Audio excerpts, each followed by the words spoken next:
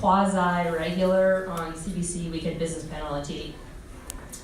How did I get here? So my first executive role was actually at age 24. So not only was I, at the time, typically the only woman at the table, the others might have been HR and marketing, certainly the only from a business perspective, I was by far the youngest.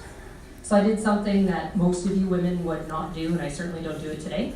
I lied about my age in the other direction. I added several years. Yes, I definitely do not do that anymore. In fact, I cover the wisdom here. One of my kids will tell me it's time to go. But a couple things about that. My role, I've been through 17 mergers, acquisitions, divestitures, and joint ventures. And that has come with lots of restructure and not so fun activities. And that was one of the first jobs I had. So at age 24, I became COO and general manager for an outsourced BPO organization managing operations around the world.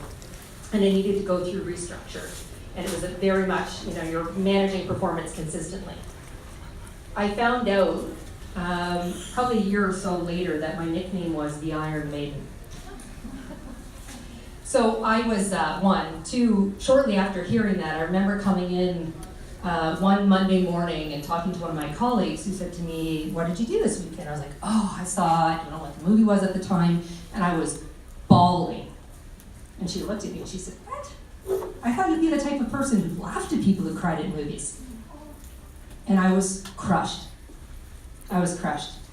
Because I was so determined to have the brave business face on because I was so young, because I was the only woman at the table. But it crushed me.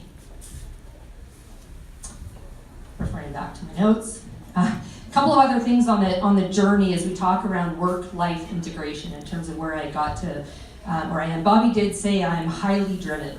I am. So I come from nothing. I was an abused child. So I was from the Children's Aid Board. I sit there because I'm a child in care. So I'm there because I have a personal passion around it. But my adoptive mom told me, "Tori, you need to be better than us." And that's because they were sort of lower middle class. But because of the roots I came from an abusive biological mother and those roots, I've driven so hard. So I think it's important to understand where you come from and what drives me. So that's part of what drives me. So